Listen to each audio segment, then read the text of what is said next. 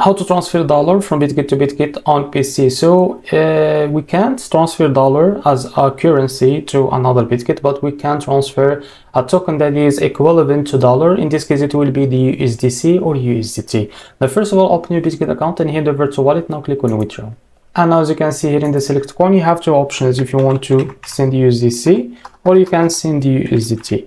Now after you select which one that you want to transfer, in this case now select it. After that, what you need to do, click on internal transfer here.